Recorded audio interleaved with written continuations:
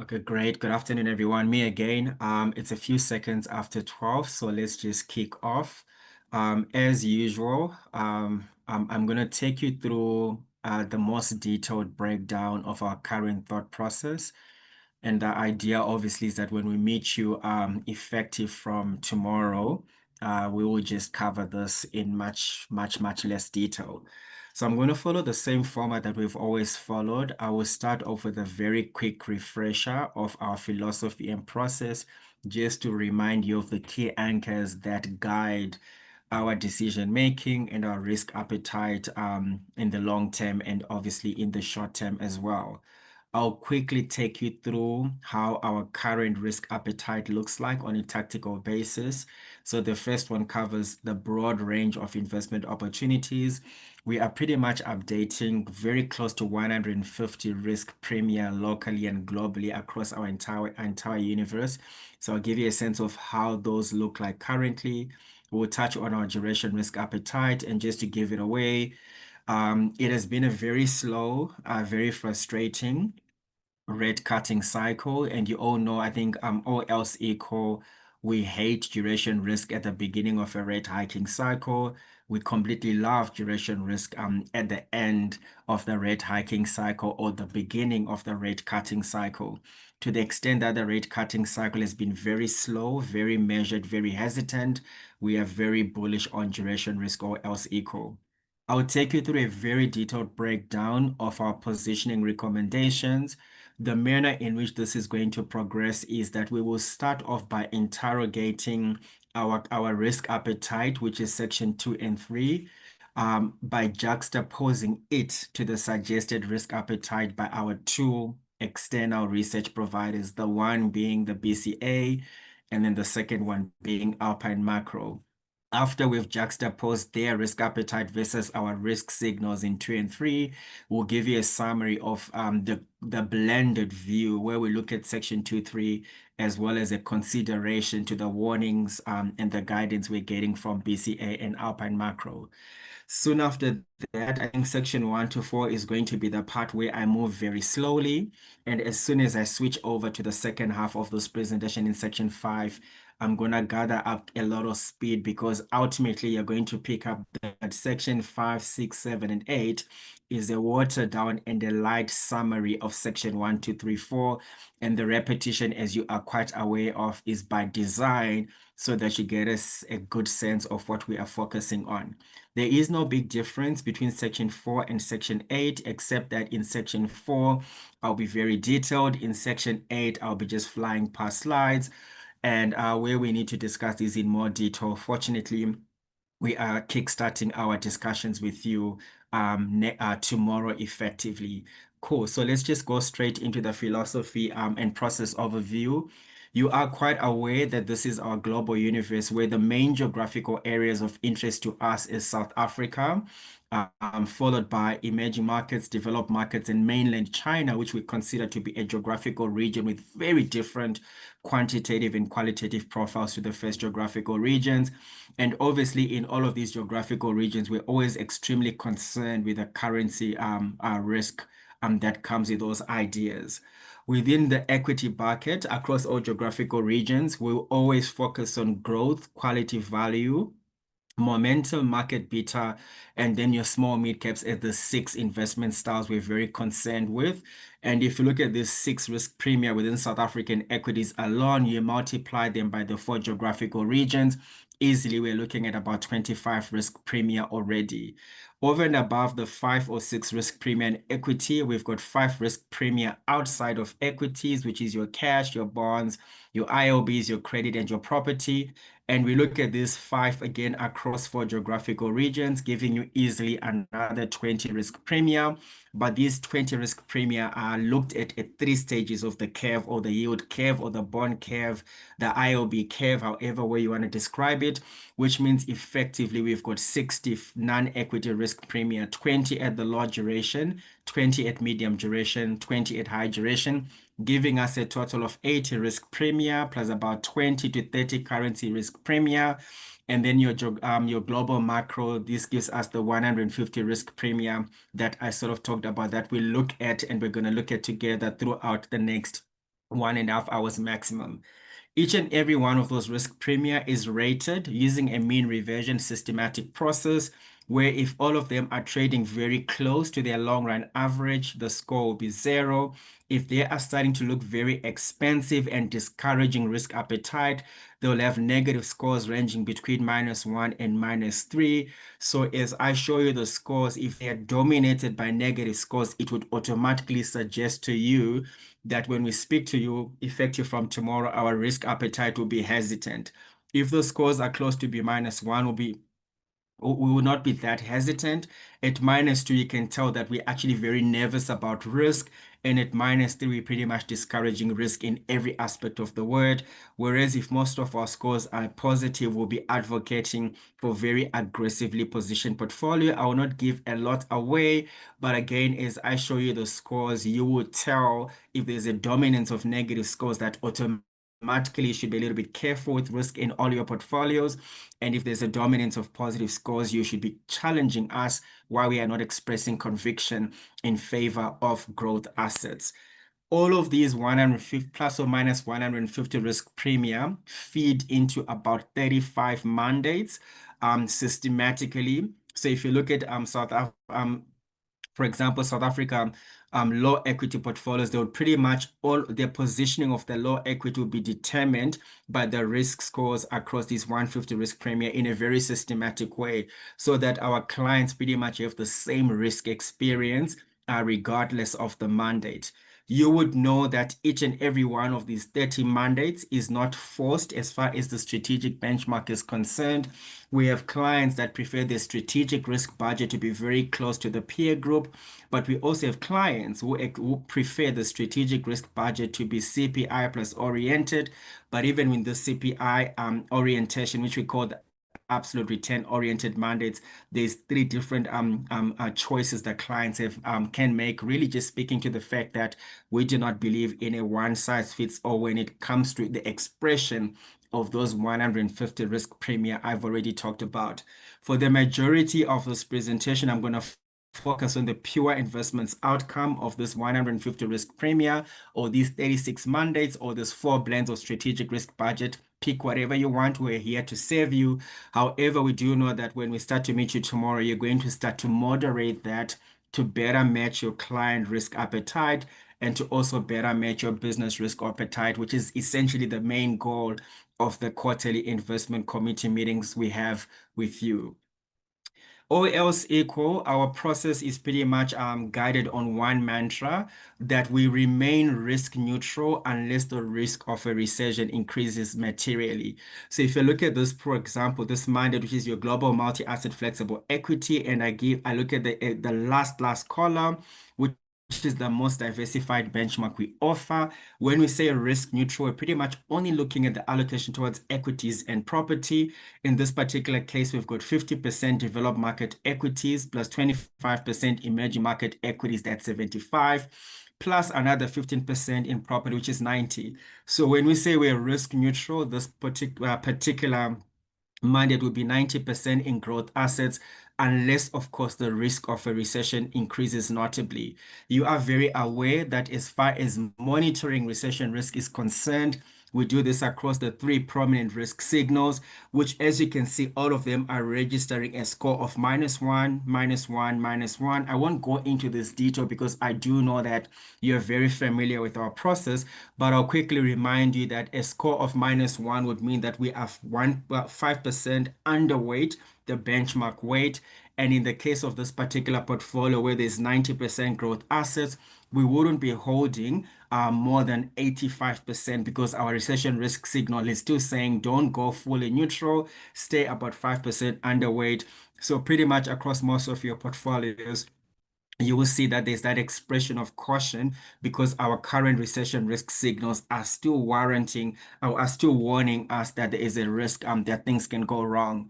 Now, what does a score of -1 suggest? If I go back again to this TAA scoring, between 0 and -3, these are 3 different phases. So -1 would mean there's a 33% chance of a probability. -2 means there is 67% chance of a recession. And then -3 means there's a 100% risk we're entering into recession. So currently, we would say that our process is positioned for the risk of a recession being 33% or else equal because the score is -1. BCA, our external research provider, thinks that the risk of a recession in today's environment is about -50%. So they would generally be warning that there's a little bit more that can go wrong than our signals suggest. But -33, -50, that's not a very big difference, or else equal. So you would see in our commentary, we would say our recession risk signal suggests that risk of a recession is 33 because of the score of -1, and therefore we are holding 5% away from your risk neutral stance, all else equal. All of this is obviously done in the context of a macro regime process. To be very honest with you, as much as this looks very fancy and detailed, you can see that things actually go wrong. For example, after a market crash, things only go wrong when we enter what we call a tightening phase. And this is where we start to reduce our growth assets from the positive growth assets to neutral to negative. And this is based on the mantra that equity bull markets do not die of old age, they are murdered by the Fed. How does the Fed murder bull markets? When they enter tightening and they really start to push your 2-year bond yields above the 10-year bond yields, it means that they are driving towards a recession. So coming to our score, you can see how they did this as they were driving aggressively for a recession. We reduced our risk assets, and recently the Fed has been backing off from pushing the economy into recession as this has improved, and so has our re-risking criteria. But you obviously need for that re-risking to be very systematic. You would know we've got about 13 re-risking areas. And this is why when you look at this global investment strategy piece and you look at the recommendations, especially for the specialist building block portfolio, you will notice that there's a constant 12 recommendations. It's not designed to be boring. It is definitely designed to be transparent, to be repetitive, to be understandable by you, to be transparent, to be repeatable, to be robust. And hence, we always just check it, what is going on across these 12 areas. And you can see that this particular area, number 5, where we want the yield curve inversions to completely signal that we are away from the negative and have moved to an expansion to happen. It hasn't happened since 2022. And you can see when that happens, we will probably going to run into a very aggressive positioning where we're overweight South African equities, overweight South African property, and also overweight the same asset classes on the global side, including credit. Unfortunately, our signals do not yet allow us to do that, but that is essentially the next call we are making in our process. To summarize this, you're also very aware that we govern our risk appetite based on regimes. And we know that if you divide any equity market into 10 equal parts, pick any equity market you want, the most critical part is that the most powerful performance typically happens when monetary policy and fiscal policy become very supportive of growth, even before fundamentals improve. And essentially, this is what we call the first decile. And then the last and most dangerous is when the Fed is starting to tighten policy because they want to mirror the bull market. And usually, and interestingly enough, this has got the second sweetest part, and the rest of it is pretty much your boring expansion where you want to be overweight, but you're not really getting these explosive returns you get in the beginning and the later stages. The great news, as far as our understanding of business cycles are concerned, is that for the majority of cyclical investment ideas in our process, we've pretty much only begun to scratch the surface where we're in the very early stages of an expansion. Whereas if you then look at the red area, you would see that developed equities and developed cash, we feel that that is run over its course. So as far as our strategy is concerned, you could say to the fact that DM equities make up about 25% of our portfolio, you could say 25% of our strategic risk budget is not encouraging, 75% of our risk budget of our strategic asset allocation blocks are in a sweet spot. And I guess this is one of the most exciting areas for the investments team, all else equal. So this is pretty much how a lot of your portfolios are currently positioned. 75% of the strategic risk budget, we're bullish. The 25%, we are not so sure, but this would suggest that all else equal, we feel we're entering a couple of years where our process could continue to deliver very strong outcomes if this assessment is correct, which has been proven to be the case pretty much, I think, since 2020. Now, moving on to where our risk signals are, this is the 150 risk premium I talked about. Essentially, what you pick up here is that the developed market slide is where we are hesitant, where, for example, we've got the marginal underweight of 5% maximum. And then in the rest of the geographical regions, we've got a neutral to bullish stance. You would know from the previous chart that we are itching to move our South African equity and emerging market equities into overweight to reflect this first decel.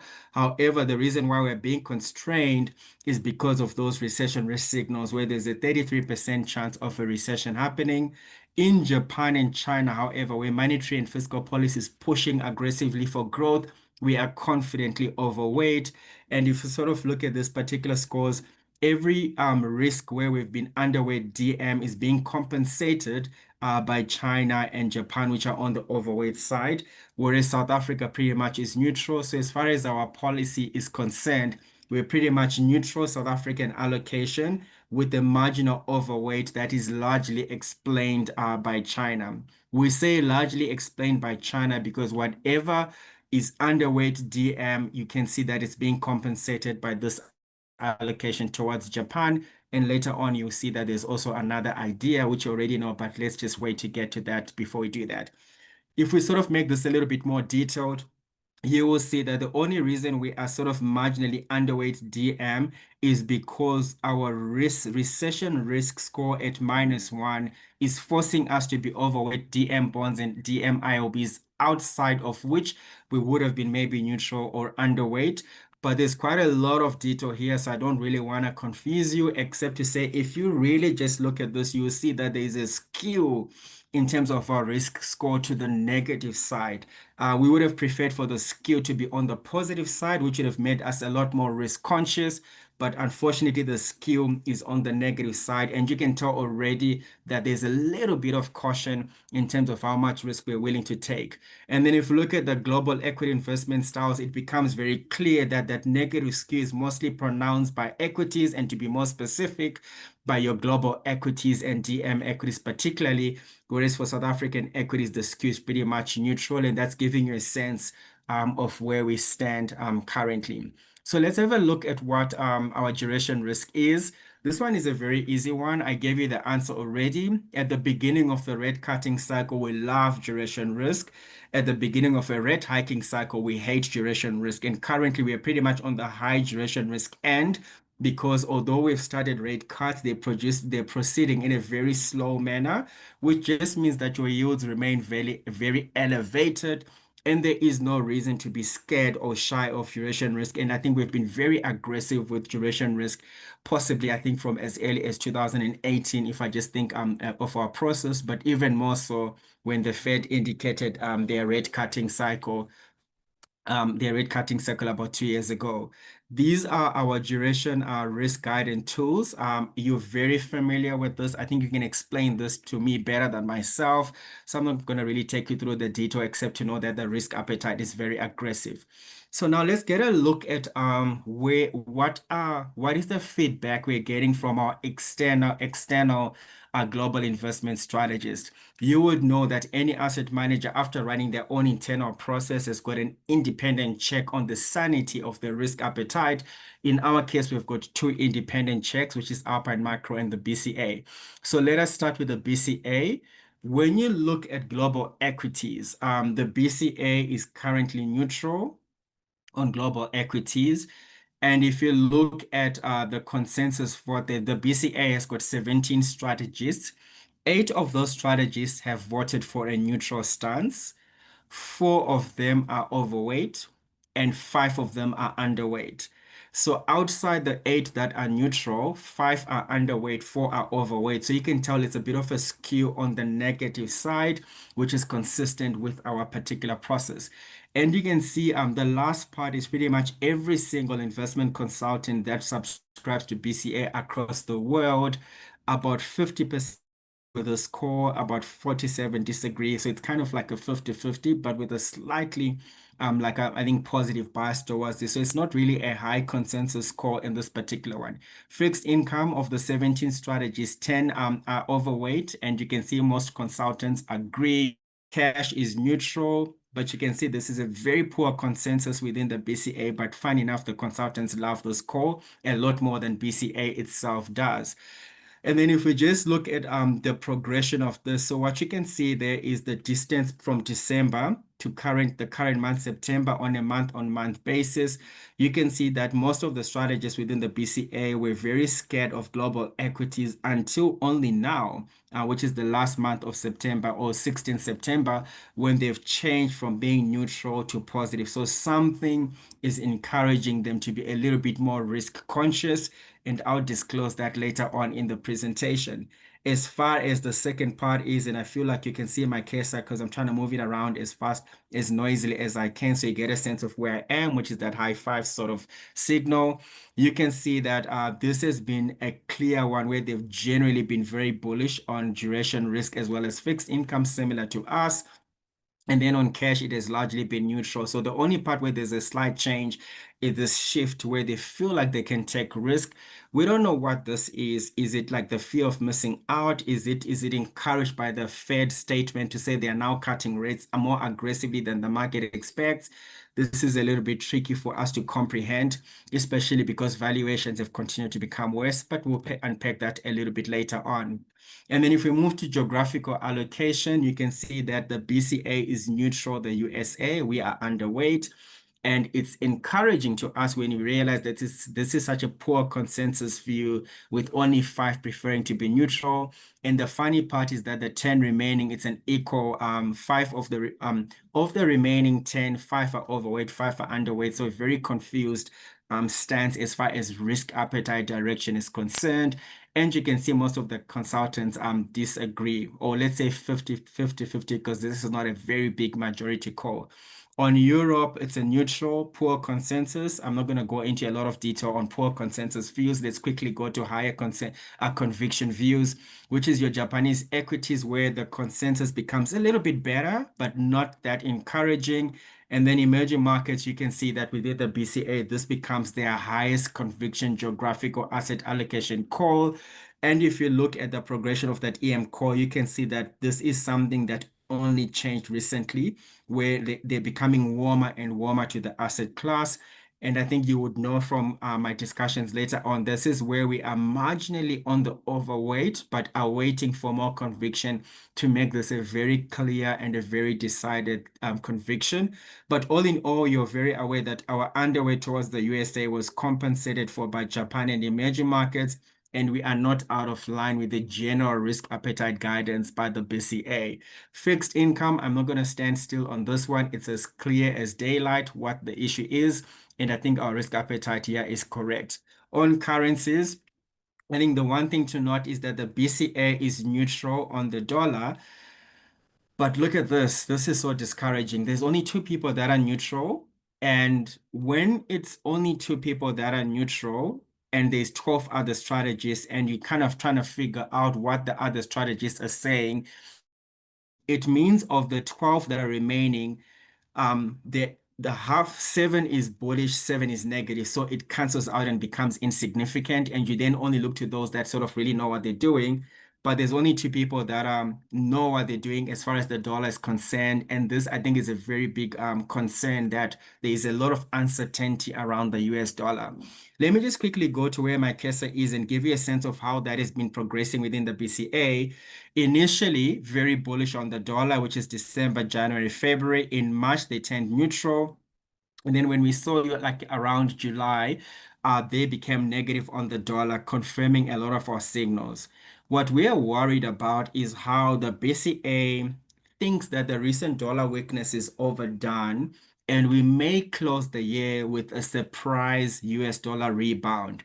You will know when we closed off last year, 2024, one of the things that knocked off our investment strategy outcomes was this unexpected US dollar a rebound. So the fact that strategists have sort of like cautioned already to say, don't remain negative on the dollar, it could surprise as we get into December. That is making our team extremely jittery because this was the pain trade that knocked a lot of the gains we made last year.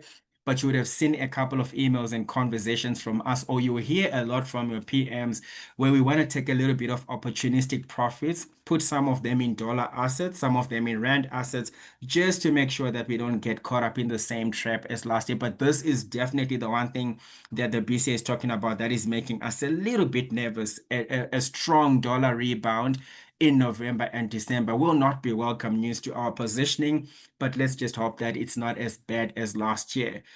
Obviously, the fact that there's poor conviction around this means that we're not going to panic and make unnecessary changes outside the opportunistic profit taking I already talked about.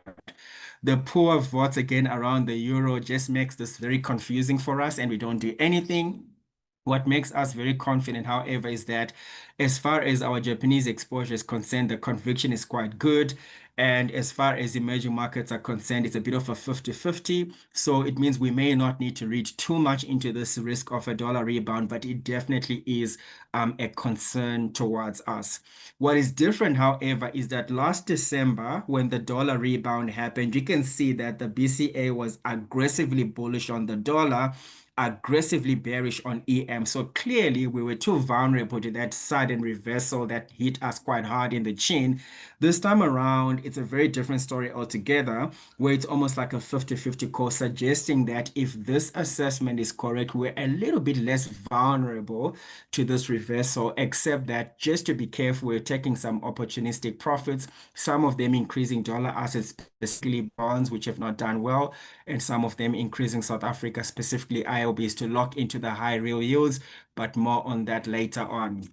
As far as commodities are concerned, are quite aligned with a very bullish call on gold. This is a clear conviction all the way to now, but this morning they sent a lot of articles just saying that they're a little bit concerned about how strong gold has run and are sort of encouraging profit taking, which we are doing across the board. This morning, again, as they updated their scores, these two commodity views have been upgraded to a neutral, which I think just works well for us, especially given our resources have become a bigger part of the JSE. But generally, I think the key message here is that there is a bit of increased risk appetite towards commodities in general. However, there's some caution or encouragement to take profits as far as gold is concerned.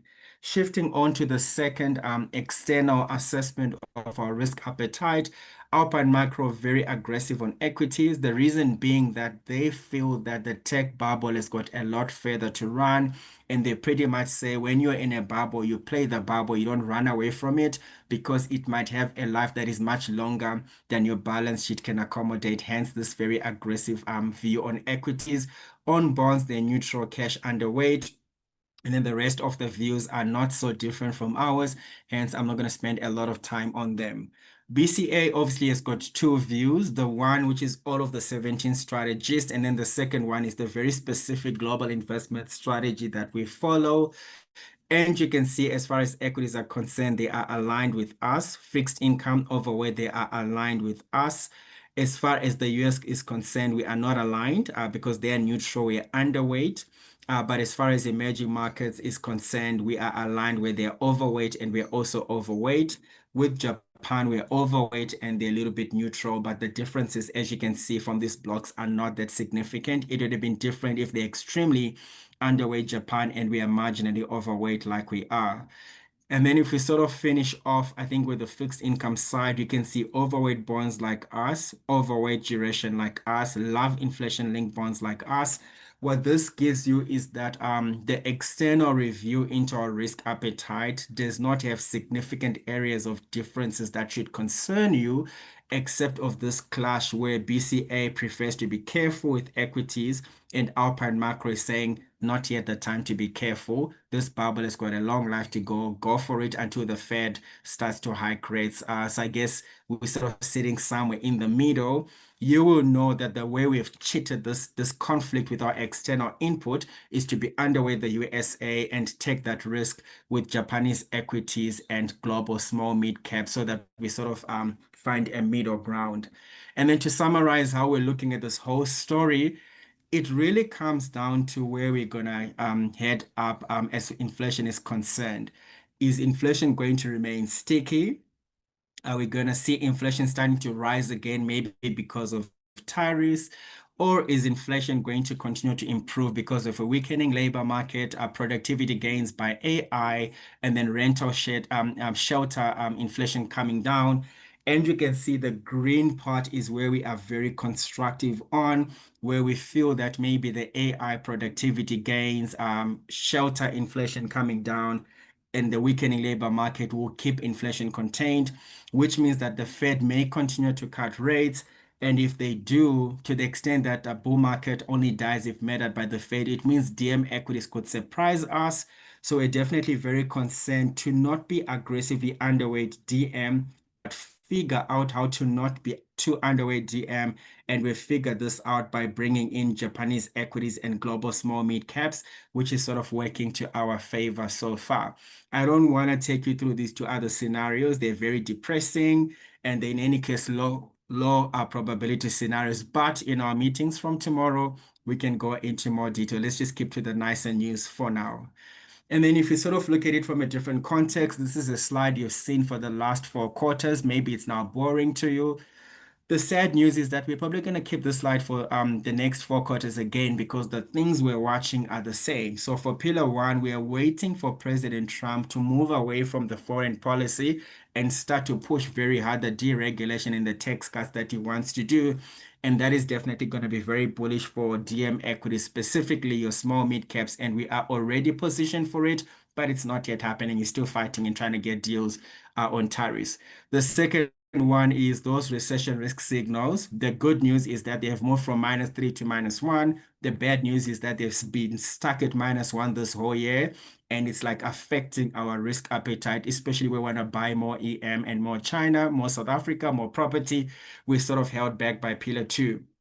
Pillar three, great. We called for the weakening of the dollar cycle last quarter. It's playing out in our favor. We're smiling all the way to the bank. But as I already mentioned, we just pray and hope that we don't have a sudden, unexpected, unannounced globe sort of like a curveball thrown at us if the dollar should have a weird and significant rebound in December. But you saw how the odds are a lot better this time around when I gave you that analogy of the BCA than it was last year. So hopefully our processes will remain unscathed, but part of the opportunistic profit taking we're doing is designed to do that. Pillar four, we're expecting a DM and US equity correction when we got into this year. It happened. We bought into equities and they rallied back to very expensive levels. We ran out of that into small caps in Japanese equities.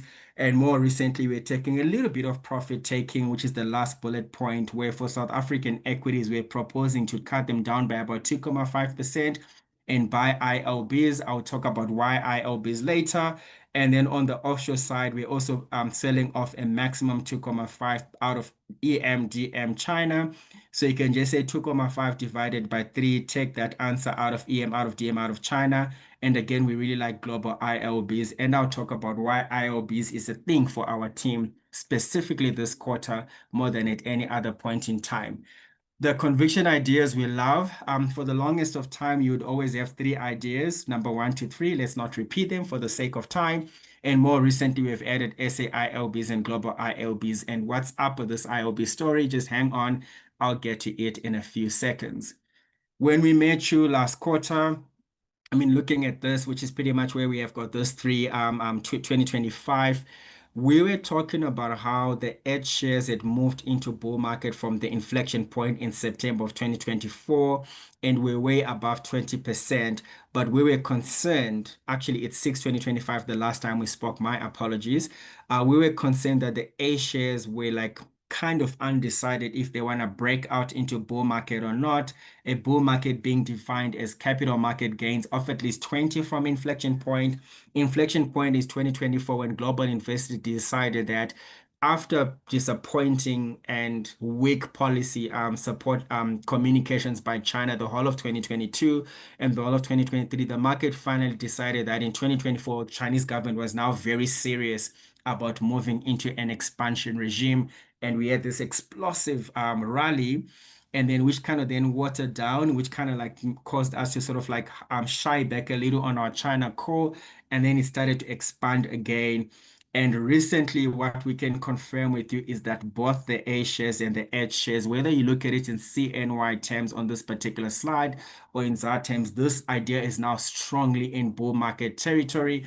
And we are quite happy once again. And we pray that this continues for quite a while to come. And then this is a chart, where we talk about pay and trade. What the reason why we have this slide is just to remind you that whenever we have a portfolio, not every single idea in that portfolio is going to work out.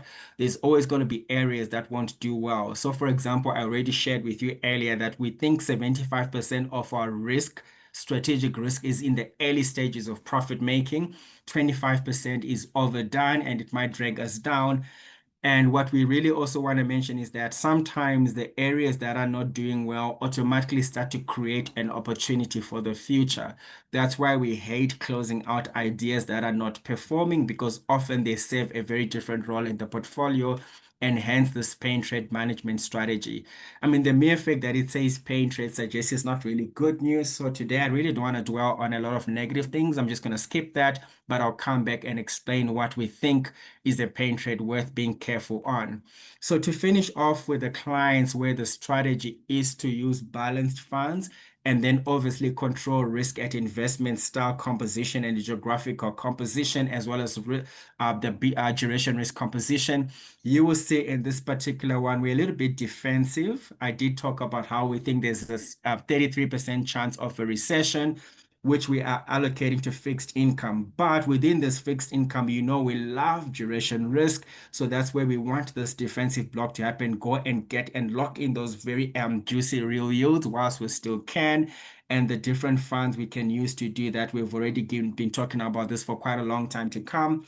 And then China, you can see that it's entered into bull market territory. Our current maximum guidance is 7.5%. But we think the Chinese government, after having concluded, I think it's their 15th five-year plan. If memory serves me right, they should be confirming what the policy package behind this recent five-year plan is, and that will be made public in March next year. And if they say and do something that is meaningfully different, then we're gonna move on to our final guidance for China, which is a 10% allocation via a blend of H shares, which is your Satrix Misky China, as well as your A shares, which is your present China Balanced Fund all in all. And this is the positioning we have had. Nothing has changed, so maybe I shouldn't really spend a lot of time here. And then if you look at the specialist building block, you know that we've got a 13-point re-risking policy that is applied systematically.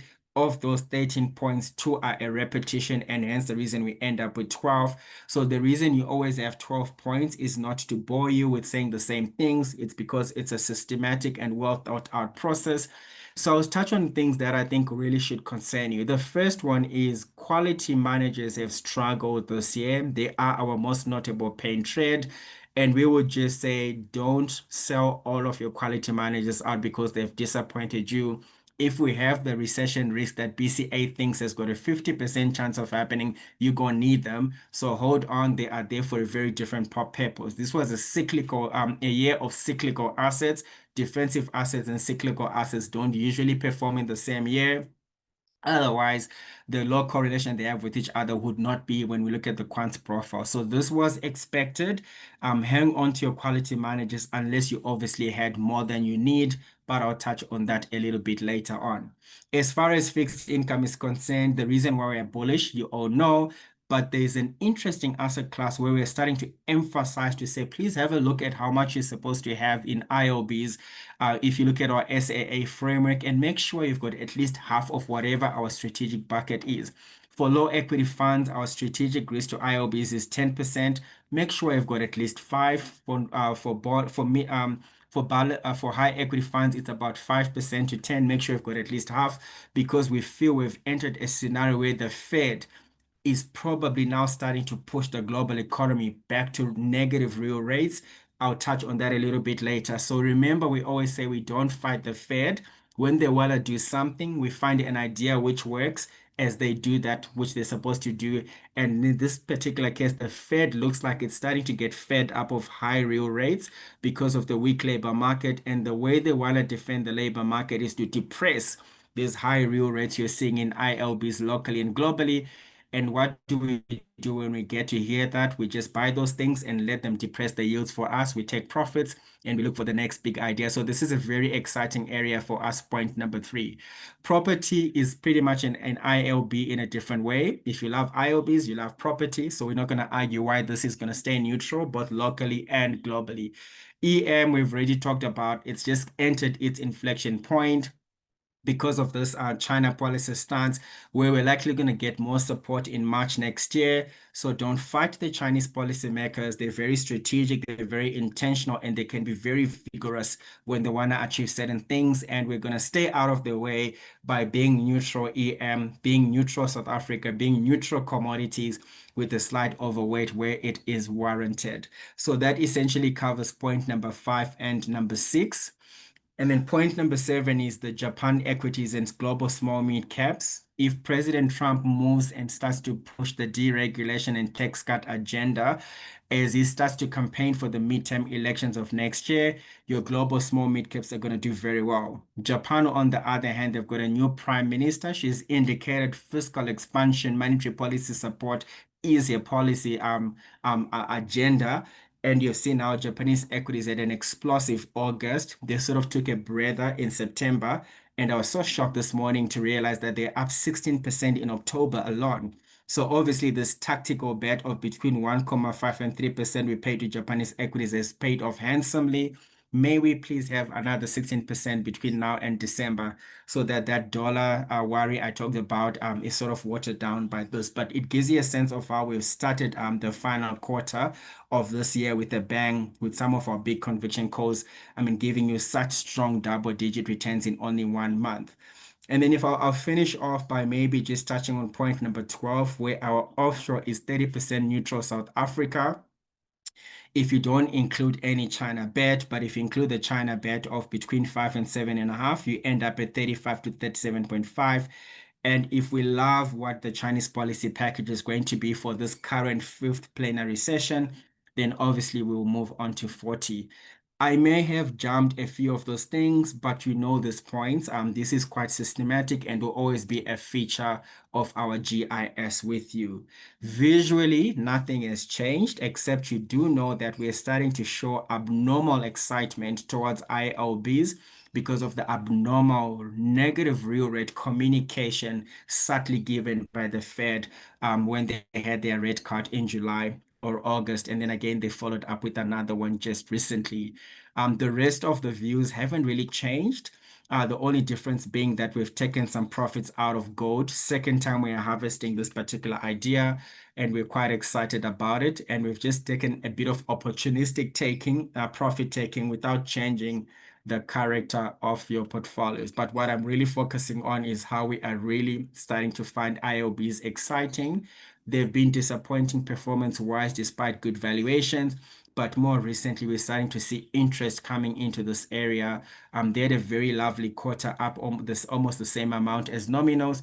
And I was looking at their performance in October this month, again, almost the same as nominal. So some life is coming into ILBs, and I'm going to touch on that later. I think that's the biggest development of this particular quarter. The rest we are trying to express in slightly different words.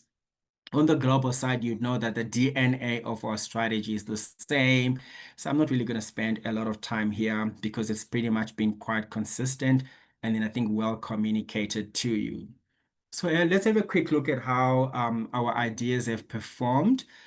We've been quite constructive on gold, specifically between when you are allocating to gold, you either buy the metal itself, which is the new gold ETF, or you buy the miners, We've long argued that the miners are significantly cheaper and they've got a lot more upside. And we've been quite correct. You can see in the last quarter up almost 43%, with our key funds, Old Mutual and 91, doing very, very well.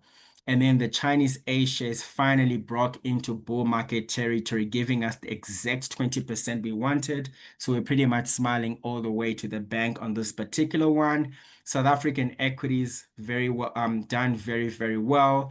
Emerging market equities, my apologies, for the first time outperforming your DM equities. And you know how long we have waited for this to happen. And in October, that lead that emerging market equities should have over DM has been a lot more pronounced. And fortunately, that neutral to overweight, which we continue to argue for, is working in our favor. Bonds and property doing well. But look, if you look at ILBs, you will know that for the longest time, whenever I would say ILBs, my voice would just drop in its tone with a bit of depression because it would be an embarrassing lag or laggard. But this time around, finally, they're starting to almost get the same attention as your nominals. And this also happened again in October. And I think this is an area where we're saying just speak to your PMs, make sure you've got at least half of what your strategic risk bucket should be, because we feel that the Fed is now gunning to depress those real yields until they are confident that the labor market threats have subsided. Typical pain trades is your DM bonds. Obviously, these do very well in a recession. We haven't had a recession. If anything, we've had growth surprises, which means that this particular asset class will sort of continue to struggle, all else equal. And then if you look at the last quarter from an investment style perspective, the big news here is that the quality managers are really struggling. They really shouldn't do very well when you are in a cyclical rally like we've been experiencing for most of 2025. The best way to really see that it was a cyclical rally is the fact that on the styles, the performance is led by small mid caps. And I guess the market here is starting to price in rate cuts and is starting to price in that President Trump is pretty much done with fighting with everyone on tariffs and now has to deliver on deregulation and tax cuts. So small caps have led the way. Our bet here paid off handsomely. And then quality managers, being the defensive ones, are lagging. But if we have a recession, you need them. So don't get rid of them. And obviously, if it remains cyclical, they'll continue to lag. It's also okay unless you are holding more than you should. Finishing off with a quick assessment of our performance by looking at the 1 year number, you can really pick up that a lot of our calls have been handsomely rewarded. So the team is getting more and more confident, except of that like very, very strange curveball called the US dollar, which is kind of annoying us. But let's see what happens, because when you looked at the conviction levels in the BCA, no one knows how to handle the dollar as we close the year. Some are starting to say it will rally, some are saying it's weakening. We do know that if it has a strong rebound for whatever reason, it's not good for anyone who is cyclically positioned like ourselves. Nonetheless, all our calls pretty much have done handsomely well. And the areas that have really lagged is your South African ILBs, despite the more recent performance. So the 7.61%, almost 80% of it you actually got in the last quarter, suggesting that the attention to ILBs only kicked in when the Fed communicated that they are starting to push real rates from positive to negative. And I think if the Fed doesn't change that stance, your ILBs locally and globally are going to continue to do very well. I think that's the key message we sort of want to leave you with. I'm not really going to talk about how quality managers are struggling. It's a cyclical year. It is expected. However, if you look into your global equity carve out and the percentage allocation you have to quality managers exceeds the range of 20 to 20 to 30, 25%, you probably have a lot more quality managers than you should. If this particular year repeats itself in the next 12 months, you're going to continue to struggle. So the only message we have is that where the global quality managers exceed 20 to 25% of your overall carve out, you've got too much and you're very vulnerable to a repeat of this 1 year profile. Where it is less than that, hang on, don't sell them out. Because if we have a sudden reversal from a cyclical year to a defensive year in November and December, you're going to need those quality managers to help stabilize your portfolio. So don't get out. Just make sure you don't have more than you need to have, I think is our key recommendation going forward. This is a slide we use via BCA's technical analysis, where we just use technical analysis to manage our tactical risk appetite. And whenever this line is dropping into negative territory, it means that things have gone too well and the risk of a reversal is too high. You can see with one big drop Q2, another big drop Q3. So clearly things were almost perfect in the last 6 to 9 months. And normally when you have that, you may have an unexpected correction. And we have preempted this by reducing SA equities by anything between 1.5 and 3. We went to SA ILBs. I'll talk about that later, but you already know what the story here is. And then we also reduced DM, EM, and China combined by the same amount of 1 to 3, and we bought that into DM fixed income. Here we're increasing our US assets for that US surprise we might see. Here we're increasing our ILB because if the US surprise is because of weak data that is recessionary, then the Fed is going to have to knock down those real yields, and hence we locked in the real yields both ways. So that's pretty much how we've opportunistically responded to the strong performance outcomes we've experienced. To the extent that I mentioned how global equities is where our problem is, and that is not more than 25% of our overall risk appetite. It would mean that at least 75% of our current calls are working well. They're in the early stage of inflection, and long behold, we think this is going to continue to work out. And you would see when you meet your PMs from tomorrow, most of your portfolios have done really well this year, and we're also very nervous that a sudden dollar reversal in December might take away some of our gains. We've taken most of those profits ahead of time, but again, you would know that a 3 to 6% adjustment may not be enough if the worst happens, but at least we've done something about it. So that's pretty much a quick review of our philosophy, our process, our risk appetite, the external review by the BCA and Alpine Macro, and how we've brought it all together. And if we bring in all those views, this is how we are moving on with your portfolios now going forward. We still think the inflection in the green area is quite early and has got a long way to go. And then the risk in that bucket, although it's giving you the second best in life, it can really surprise and shock you to the downside. And here we are quite underweight. And we know that gold, South African property, and Japan are probably now in the boring expansion stage. But in this expansion stage, you do need an overweight. So this is our risk appetite, the opportunistic profit taking, and then the worry of a sudden reversal in the dollar. But again, I think that really the possibility of that hurting us as deeply as it did last year, we believe is a little bit lower, but you never know. We just hold our breath right until the last trading day of this year. Now, if we get into our global investment strategy and we start off with the macro, where we are looking at economic growth, inflation, monetary policy, fiscal policy, geopolitical risk. And you can see there's quite a lot of risk premia we look at, which is why I made the comment that we monitor 150 risk premia every single month, and we systematically feed that into your portfolio positioning. The first thing you see in a visual format is the purple line, which is monetary policy. The last time we met you was Q3 2025. And you can see that for Q3 2025, you're pretty much sitting with a monetary policy stance of -1. That has since shot up. And you can see that for the fourth quarter, monetary policy has become increasingly supportive of growth. Part of this was triggered by the Fed panicking at the weak labor market and starting to cut rates as an insurance policy so that the deterioration of the labor market does not continue, because if it does, we might end up in a recession. So what we can say to you is that since we last saw you, there's been a notable number of banks that cut rates in the last 3 months. And the number of banks that cut rates in the last 3 months was big enough to shift this by almost 100 basis points of tactical risk appetite. So from -1 to almost 1. That's a big change. I mean, -1 to 0 is 100.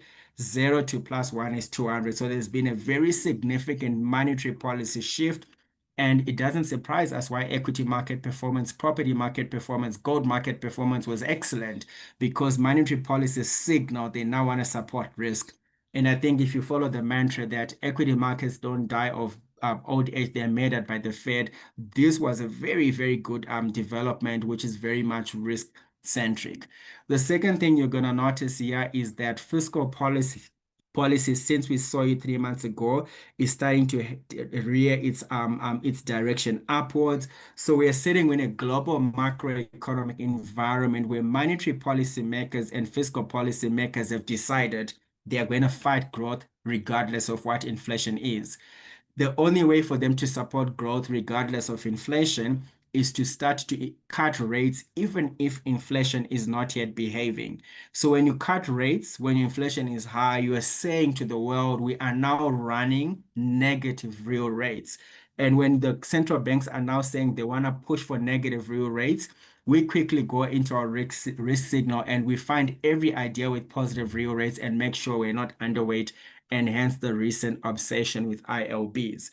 The third thing you're going to develop is the notice is the yellow line, where since we met you, it has now moved up and is now marginally above zero. So we're sitting in an environment in the last 3 months where monetary policy, fiscal policy has decided to lift up the yellow line regardless of what is going on with the orange line with this inflation, saying that we're not going to wait for inflation to really behave. We're going to cut those rates. If we've got negative real rates, so be it. Growth is now our primary goal. And that I think really works well with our current risk on agenda. So the point we want to leave you with is I'm going to take you through all the macro signals, but I want to leave you with one strong point. Monetary policy, purple line, fiscal policy, blue line, have decided they're defending the yellow line regardless of what's going on with inflation, regardless of what's going on with geopolitical risk. So as far as not fighting policymakers, it would be very dangerous to be obsessed with risk preservation or being too defensive, because if you fight policymakers, you may not win. So to the extent that the purple line and the blue line remain very close to the scores of one, this would mean policy is advising we stay risk on. And that's why we are sort of cautiously defensive or opportunistically taking profit. It means we don't want to fight this strong monetary and fiscal policy. So that's a very, very good development as far as the last 3 months are concerned. Then if we break it down to get a sense of if they're ignoring inflation, which is the orange line, is it because it's now a good picture or not? And if you look at this, it is very clear that the only countries where inflation is a good picture is the green line, South Africa. It is the orangish line, which is China, and it is emerging markets, the green line, the gray line. So emerging markets, South Africa, China, great inflation story. Developed markets, bad inflation story. You can see all the developed markets are on the negative side. So when your central banks cut rates, even though your inflation is negative, is not looking good, it means they're saying we no longer care about how high inflation is. We care that growth does not deteriorate any further, meaning that we will run those negative real rates as long as we support growth. And that's essentially the biggest and most constructive macro development we experienced this recent quarter. And then if we just look at inflation dynamics within developed markets, you can see that they are all pretty much quite sticky towards towards the upper one sigma band. And the reason for that is the labor markets are too strong. Labor markets are too tight. When labor markets are too strong, it means everyone that can be employed is employed. In fact, there is a shortage of workers. When there's a shortage of workers, your wage salary adjustments every year are higher than normal. And when your salary adjustments are higher than normal because there's a shortage of people to employ, your inflation remains sticky, as we are seeing. This is where the macro development gets interesting because the Fed then came in, I think in July or in August, to say they are concerned that although the labor market has got this profile of no hiring and no firing in total, when you look at the aggregate hours worked, many employers are reducing the hours worked by the same number of people they're employing. And the Fed was just arguing that When you see such a development, it typically means trouble. And this is what caused the Fed to panic from keeping rates stable or staying from a pause to a cutting.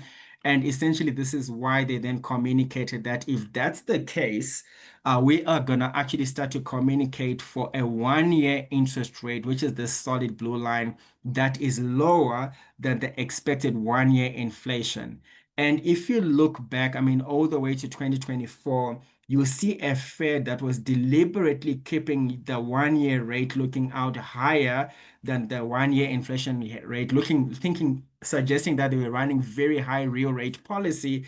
Yet all of a sudden, from around May, the Fed has changed its stance and then openly said that this recent merge between the 1 year inflation number and the 1 year Fed rate number was intentional, and it was intentionally designed to start to run negative real rates so as to avoid a further deterioration in the labor market. And our view is that if the labor market continues to deteriorate, the Fed might push these real yields even lower. And if the Fed successfully moves these real yields lower, then would have very strong performance coming out of global ILBs, SA ILBs, and DM real estate, and hence our recent insistence that please have a look at your allocation to ILBs and ensure that you've got enough when you speak to your portfolio managers effective from tomorrow and the rest of this month.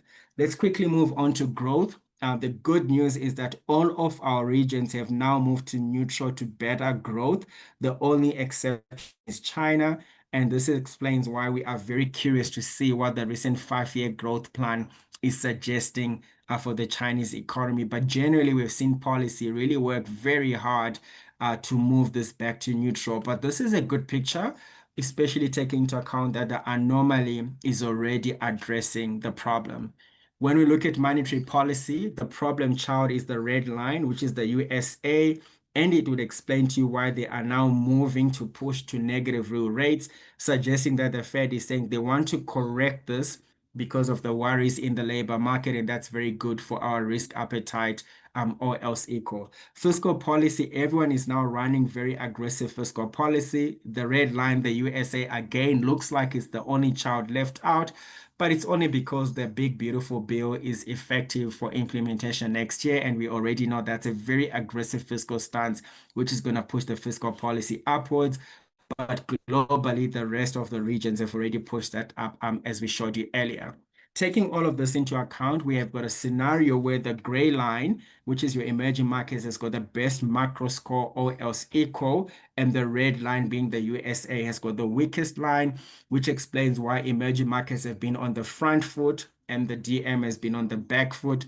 If the US, however, catches up with very aggressive rate cuts and very aggressive improvements in the Big Beautiful Act, next year might be a difficult one where it's a 50-50 between EM and DM. But for this year, the EM call at least was well supported by macro and by performance. If we summarize this, you see that the USA macro picture is not looking good. It's the weakest at -2. Euro is -1, not good, but maybe not as bad as the USA. UK and the Euro, the same thing. Japan, which we like, is neutral. China is restrictive, but with very aggressive policy to push it to neutral. So we like it for that specific reason. And South Africa is neutral. The rest of them I'll skip so that I can make up on my time. And then if we finish off here, we see that the overall macro score is suggesting a little bit of caution. But in saying this, you saw how the monetary and fiscal policy stance in the last 3 months have moved to defend growth. And this would mean that as much as we are scared that things can go wrong, we will not allocate more than 5% to defense because that would mean we're starting to fight the strong fiscal and monetary policy impulse you saw. Moving on to the second one. Obviously, if the Fed is saying they are now pushing negative real rates, they are telling us that tightening is no longer exciting for them. We also saw how the tightening regime has compressed significantly. Maybe I just need to go back to sort of give you a sense of what I mean by that. For the most time, you can see how it was clear that the Fed was excited with very high real positive real rates. and this was clear tightening. Recently, they've closed off that, and which means that the Fed is no longer interested in a tightening regime. They are now interested in negative real rates, which means that they are slowly and aggressively pushing the economy to go back into expansion. So you would know that this red arrow for the longest time was facing my right and possibly your right as well. But this quarter, we've changed the direction of this arrow and it's facing left, meaning the Fed is no longer keen on murdering the bull market. They are now pushing towards expansion. They are pushing us to get positive on growth assets. China is pushing us towards positive growth assets. The only reason why we are standing still is that the US bond market is saying they don't really buy into this yet. A lot of things can still go wrong. But once that signal changes, you can see that from a policy support, everything is suggesting that the USA and China want to get back to expansion. And that would mean that sometime next year, you might see us becoming decidedly aggressive, but most likely in the cheaper valuation areas. But from a macro regime perspective, this is very encouraging. This is not encouraging, but it's also not necessarily asking for overly defensive portfolios, but just not more than 5%. So pillar one and pillar two, we get to the same conclusion. But the key thing I really want to leave you with is that the Fed is tired of tightening and is pushing back towards expansion. China is tired of staying in a bounce and is pushing towards expansion. And we're very mindful that the bias is slow, slight caution, a lot of optimism, and I think it's working for our portfolios currently. Then if we move on to the currency risk drop, the one thing you see that is the USA was having very slow growth as it was struggling with uncertain policy because of the new administration. The only thing that came to save the USA was the dollar. And you can see how the dollar weakened in the last couple of months or so far this year. Your real rates only now, when the Fed started to push them lower, started to help the US dollar. But before then, the US dollar was doing all the heavy lifting. So going forward, we've got a scenario where we may continue to see dollar weakening. But fortunately, the Fed has said, actually, we'll come and join the Fed so that we also have a weakening of real rates. And it's this recent push of real yields lower by the Fed, clearly communicated even via their dot plot, that has moved us to start to be excited about anything with high real yields. I'm not talking about nominal bonds. They've been a talking point forever. It's just the IOBs which have been disappointing us, which we feel finally they've got the vote of approval by the Fed. As far as dollar weakening is concerned, I know I've been talking about how we might have a US dollar reversal. Fundamentally, the fundamentals of the dollar have been depreciating. And if you look at this visually, you can see there's been this weakness in fundamentals, which all else means equal means that fundamentally the trend of the weak dollar is likely going to continue. And obviously, as your dollar is weakening, it would mean that other markets or other currencies in developed markets and emerging markets will be strengthening. And from an investment strategy perspective, you buy a currency that is strengthening so that you can make money, and you sell a currency that is weakening so that you can avoid currency losses. And you can see currently the prospective currency gains if you're a US investor buying other developed market currencies is about 17%, including Japan. If you exclude Japan, it's only 9%. And then if you look at Japan in isolation, Japanese yen can still gain by about 64% versus the dollar. And if you think about where we are currently taking our bet within EM, you can see it's Japan because we feel we've got the policy support, the currency support, and valuations that are not nearly as extreme as we would see in the USA itself. As far as the risks are concerned, we've seen recent dollar weakness.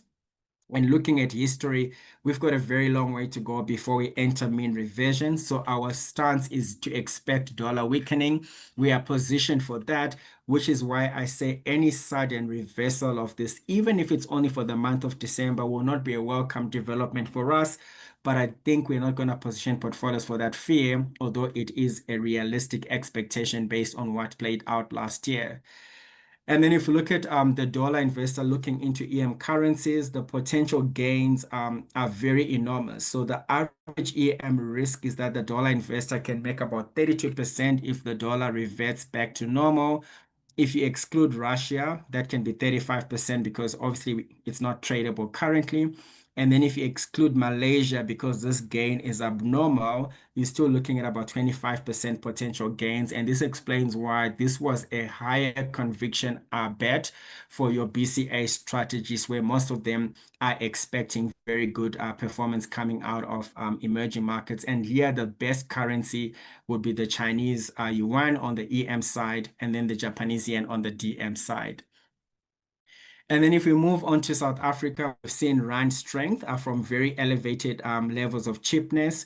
It's still very cheap despite doing well this year, suggesting we're expecting further rand recovery. If we look to the fundamentals, the rand's fundamentals continue to improve. There are a lot of green spots here, meaning that in many of these areas where you've got green, the rand is better than China, better than Europe, better than Japan, better than UK, better than US, so much so that the direction is a rand that is gaining great fundamentally from the second quarter of 2024. It had started to breathe off a little bit, but the recent commodity price performance, particularly joined by the platinum group of metals, has meant that the fundamental strength is starting to go up again. This means that we are still biased towards further rand gains or else equal. On the developed market side, our best bet is Japan, where you can see it's got the best currency appreciation potential. And our weakest bet is the USA, which has got the worst currency loss potential from today. So going forward, you could lose about 30% if exposed to dollar assets. You could gain 31% if exposed to Japanese assets. And I think that that's how our investment strategy currently is positioned to reflect. So we don't really see a lot of excitement when it comes to developed market currencies in general.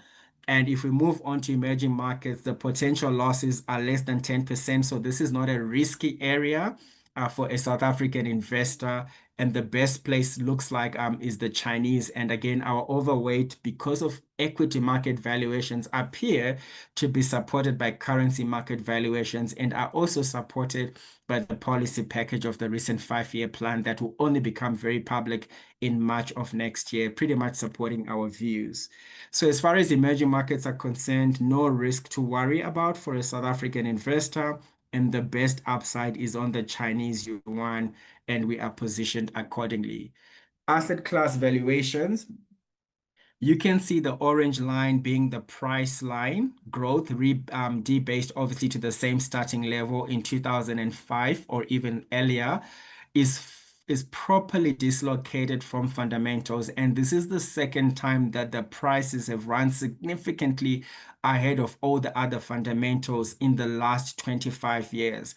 The last time that the price was this dislocated was pretty much, I think, at this particular point, which was around 2022, and we then had a significant sell-off.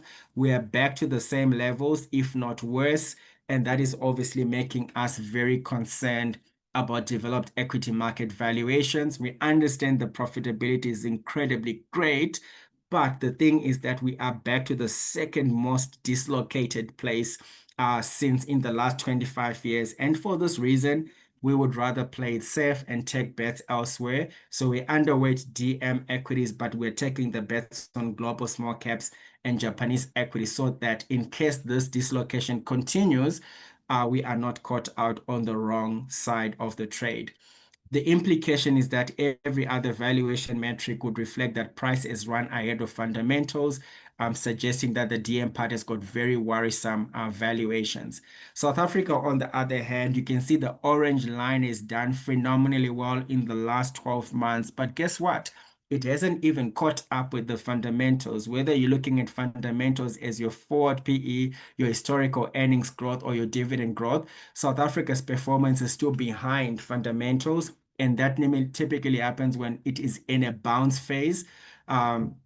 And you can see, I think that there is a lot of scope for the orange line to start to be aligned to the blue line, the green line, or the black line.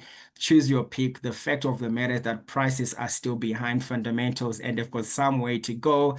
And the implications is that the valuation pictures are slightly more encouraging for South Africa than they are for developed market equities.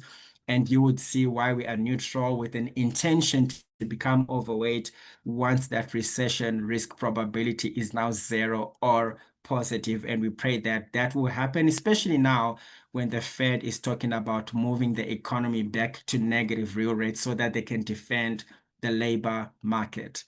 And then if we summarize this using longer term valuations, what you pick up is that the valuation picture today is not as exciting as it was 2 years ago.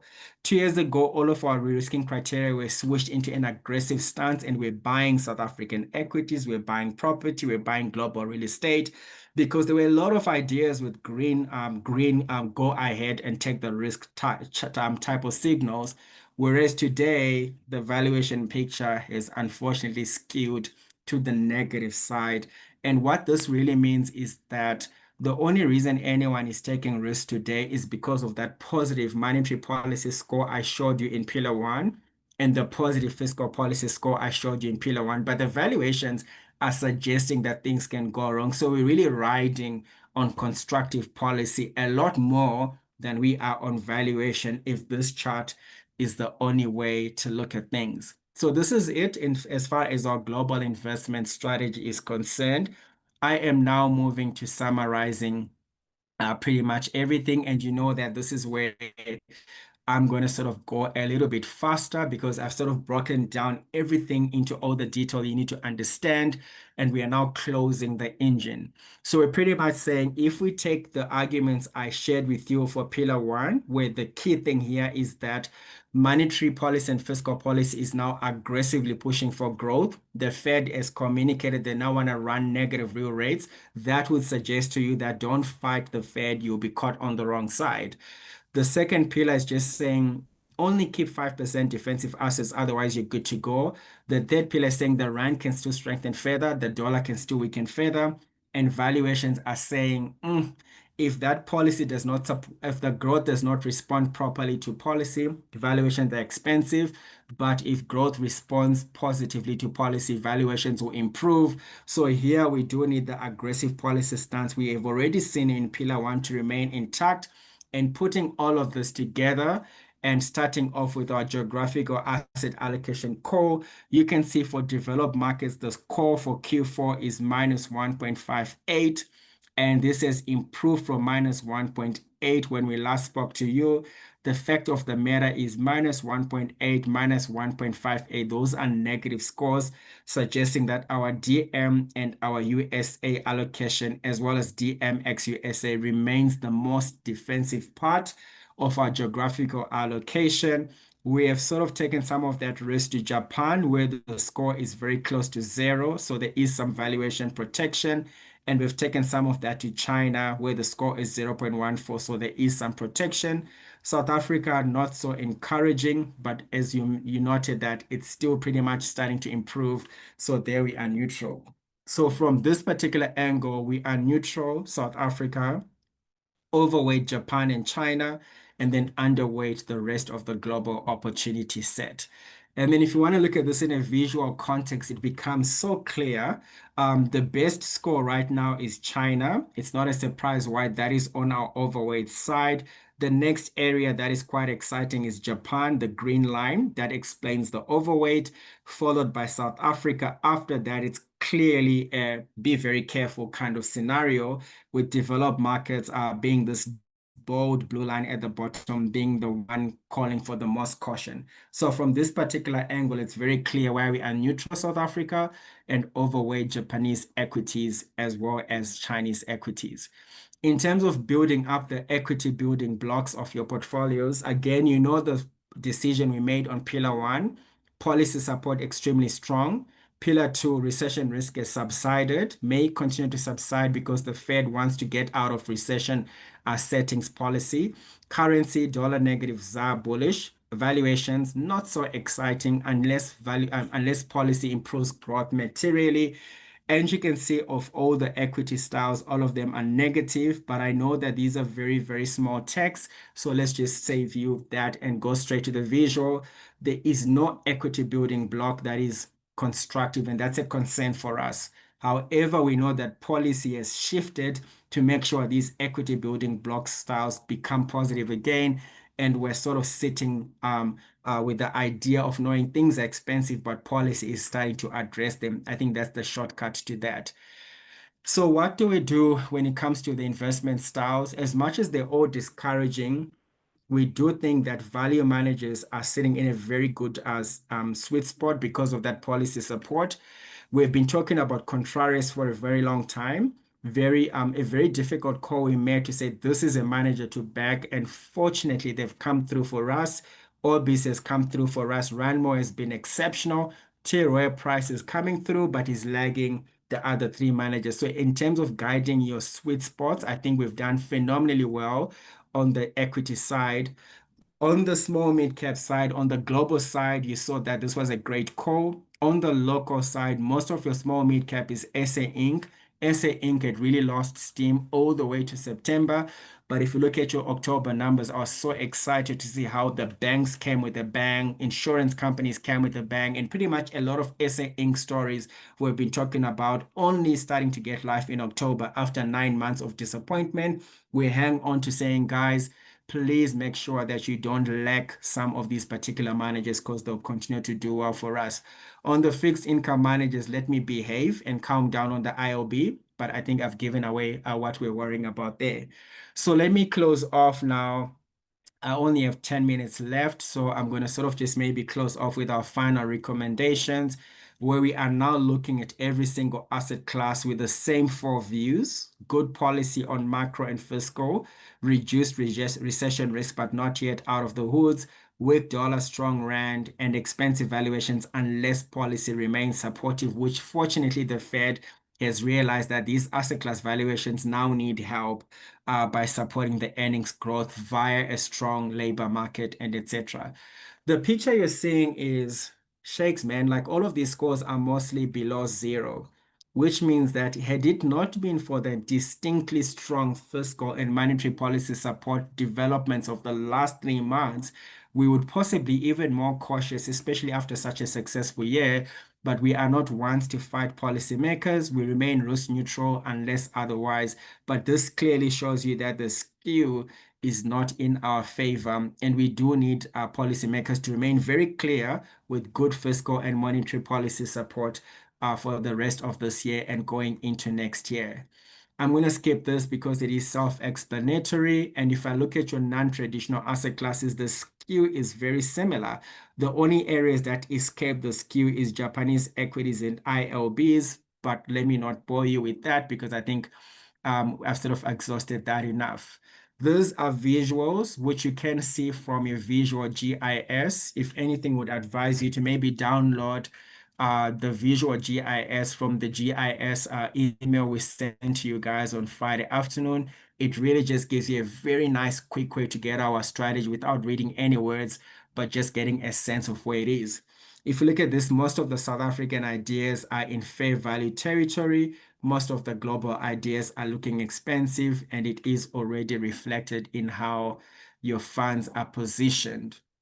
So just to close off on the multiple multi-asset class funds, we are still holding about 7% in the defensive block made up of aggressive fixed income.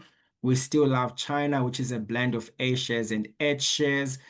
And I think besides that, no other changes have been made for Q4 2025. In one or two specific client scenarios, we've taken profits even in this strategy, but this is a discussion I think that you will have with your PMs, again, effective from tomorrow. Then if we move on to the specialist building block as a visual, you can see that we are neutral South African equities, neutral South Africa property. If you look at the October numbers, property just shot upwards together with Japanese equity. So we love that this core is actually working well for us. I just hope that it happens again in November and December, then we can breathe. We are overweight IOBs. They only really came back last quarter. They came back again, guns blazing in October. Nominal bonds still doing very well. The South African new inflation target, strong terms of trade, a positive surprise on revenue collection. All of those things really supporting this asset class. Low duration risk or SA cash, we're underweight. DM equities, we are underweight, but you do know that we are cheating here by then taking exposure to global small mid caps in Japan. which fortunately have really bailed us quite nicely, especially if I look at the Japanese equity market performance of 16% in October. That is still a shock. I want to make sure that those numbers are not wrong. Emerging equities were neutral. You saw how that's working for us. Chinese equities were overweight by 5%, and we will push this a little bit further once we have got more details of the new 5-year plan.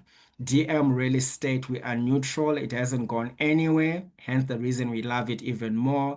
DM IOBs have started to do very well after the Fed communicated that they have switched from running positive real rates and are now pushing for consistent negative real rates until they're sure the labor market stops weakening, which is sweet news to us in this asset class.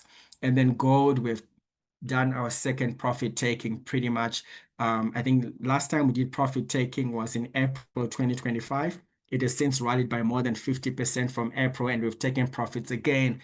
What a beautiful problem to have, I think, as far as this asset class is concerned. The same visual you have here is exactly the same you have on global equities. The only difference is that your global mandates don't have South African assets. They only start from DM, as you can see here. So that's why I always run past this particular slide. The other difference maybe is because we don't have South African assets, we can take slightly chunkier bets, but overall we try and keep our global mandates DNA very similar to that for the local. So this is pretty much my last slide. I'm 5 minutes ahead of time. And I think my summary for you would be that we have a lot of support to take risk with global fiscal and monetary policy really pushing to defend growth and the labor market. We are excited about the Fed switching from running positive real rates to pushing for negative real rates. We are concerned with expensive DM equities, especially the USA, but we've cheated that by buying small caps and Japanese equities, and that is working. We are itching to move our EM equities and South African equities to overweight, but let's just get more clearance from our recession risk probability. For China, we've gone for it because they've been very forceful in sort of where they want to go.